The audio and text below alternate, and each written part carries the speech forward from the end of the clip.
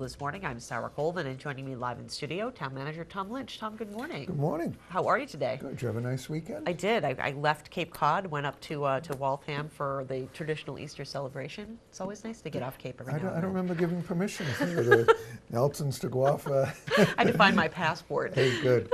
Yeah, it was, you know how they say sometimes it's, there's in spring it's March, and then summer, So, yes.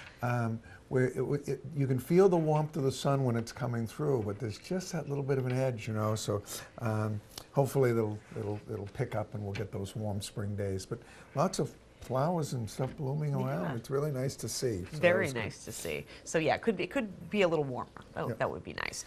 So you've got all sorts of things to talk about today in regards to the capital budget, and I really have to hand it to the staff for doing such a great job in putting this book together. Yeah, it's really. We've been talking about it. We work on it. An awful lot. These are all the capital projects that we're going to be doing in our enterprise funds as well as our general fund account. So we've been able to put this together. It's been given to the town council, and we will be we've already had the first reading on it, so they'll begin discussing them and for approval or not on the April 7th town council meeting. And last year it took us about 3.5 meetings because sometimes whole groups get put off to a separate meeting, and that happened last year. So we hope to move pretty quickly through this. We'll see how it works. You can never, with the legislative process, you never know what's going to happen. But I thought what I would do is describe what's in the book. As I say, it's up online now, so people can go in and look at it. But early on in the book, we have one page where we talk about a detailed project listing, and that's foreshadowing projects that might be coming in the future that aren't included in any of the documentations that one would see in this book. And the Comprehensive Financial Advisory Committee advised that we put this sort of foreshadowing in so that you can have things like costs that might be associated with the shooting range that aren't accounted for in this, or the Three Bays Watershed 208 plan implementation. There may be costs associated with that the town has to be thinking about in the future.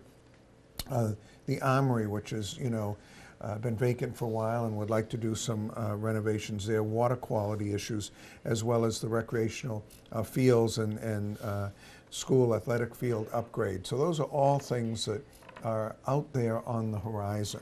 And then we have another page that we added this year also, which covers an updated fiscal year 2016 capital program. So last year we had a similar book, we had similar projects, and then after approved in by April and May of last year, there were other projects that came forward to us that were somewhat in the unanticipated category or became emergencies. For instance, we had the whole carbon filtration system that needed to be funded through the water supply division, so because of the issues out at the Mary Dunn Wells and with the Fire Training Academy.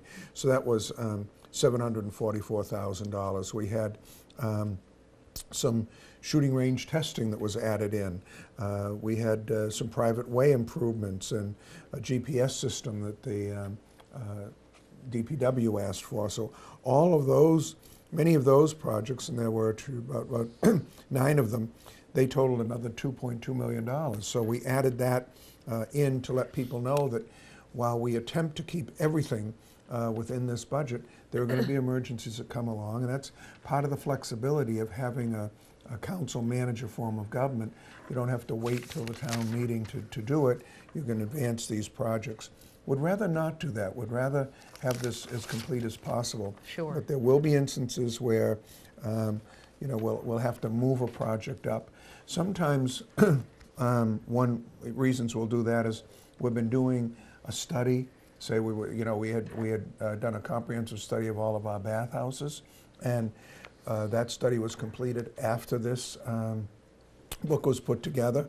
So the Craigville bathhouse, renovations, totaling $450,000, that was added afterwards. But they again go through the whole, ordinance appropriation procedure and get a full airing before the the town council. Absolutely, and I think it's a really good idea to include, that, so you know what the status of the projects are, and then going back to the first thing we were talking about, those kind of ongoing projects. I feel like the projects mentioned are really kind of the FAQs. Like, people always want to know what's going on with the shooting range, what's going Right. on with the armory. So to kind of lay that out there and say, this is where we are in this, and these are the projects that are still kind of on the radar is important. And then, you don't want to act like you're just presenting an $18 million budget when it really moves up and becomes a $21 or $22 million budget. Sure. So you want to be sure you've got all that information before them.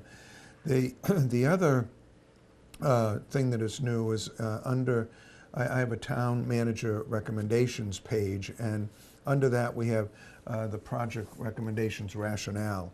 So I wanted the town councilors and anyone reading this to have a matrix to be able to see why we were selecting the projects that we did. And there are certain categories listed there. For instance, has it received previous funding? Does it contribute to economic development? Is it the preservation of an asset that we own or have? Is it a high usage asset? Are there public health or public safety issues that are associated with the decision on this particular thing? And the other is, are there user fees or other funding that might be available? So one looks at one of the first items we have there, which is the airport runway project, and it is the preservation of an asset. It's a high usage asset, naturally the planes coming and landing, and there's in terms of funding with that particular project, it's over a $6 million project, but the federal government is reimbursing, I'd have to check, 90 or 95%. So we're putting in $300,000, and the FAA is putting in, so that kind of might move up on a list because Right. you're getting such a financial investment into this. And then right after that page, we do go into the recommendations that are made. And the entire budget is a little over $29 million this year.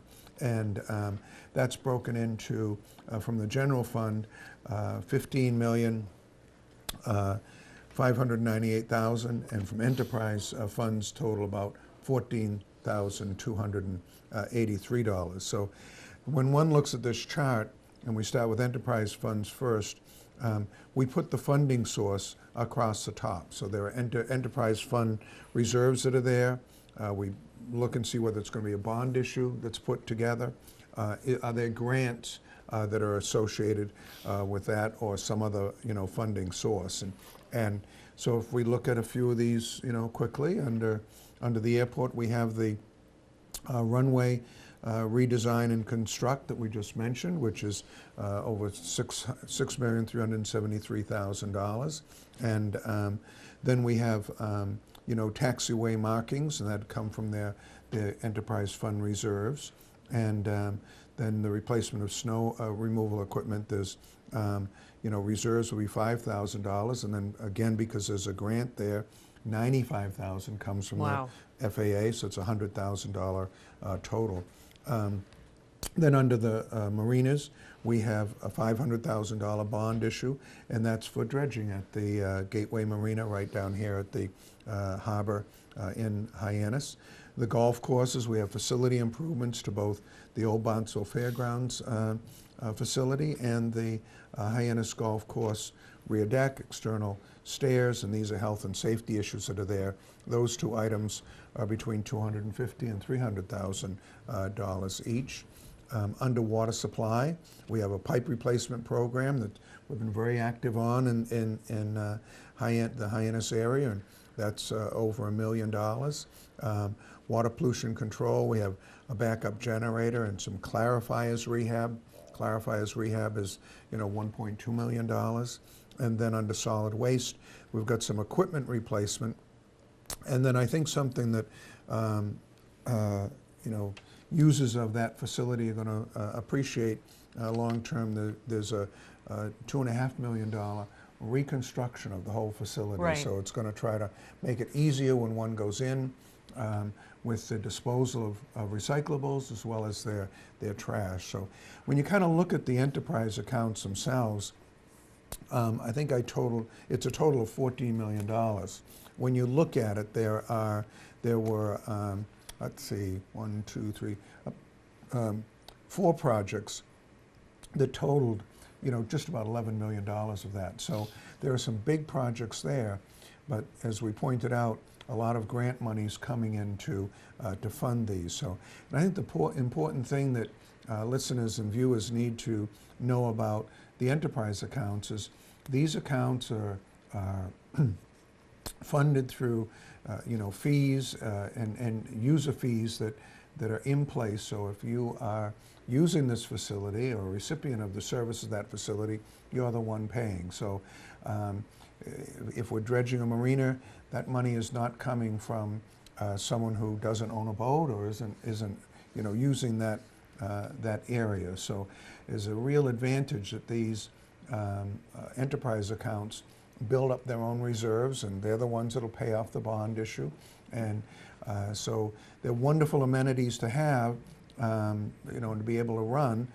But non-golfers might say, "Oh, gee, I'd rather have my tax dollars spent on schools and other Sure. items." So I don't know if you want to take the time or today or put it off till next week to look at our general fund recommendations. I think maybe we can continue general fund next Okay, week. We'll have okay. plenty of opportunities to talk about it. But again, I think I want to remind viewers that this whole document is available online if you Yes, want to it kind is. of pour through it. And I have to say, really well organized and easy to understand. And I think people who have watched this interview will be able to say, okay, let's take a look now and see that list and be able to understand it a little bit better. And this is the same document that the town councilors get after you get through the first few sections.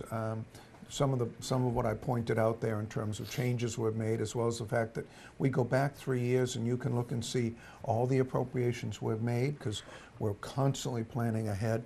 And then there are the appropriation orders, and the same information that's in the appropriation orders are the ones that the councils will be looking at and asking us questions about. Absolutely. Well, Tom, I thank you so much, as always, for joining us here on Barnstable this morning, and we will look forward to our chat next week. Thank you, Sarah. Thank you. Tom Lynch, of course, is our town manager. Again, if you want to take a look at the CIP, you can go to townofbarnstable.us. Interim Superintendent of Schools Bill Butler is next on Barnstable this morning.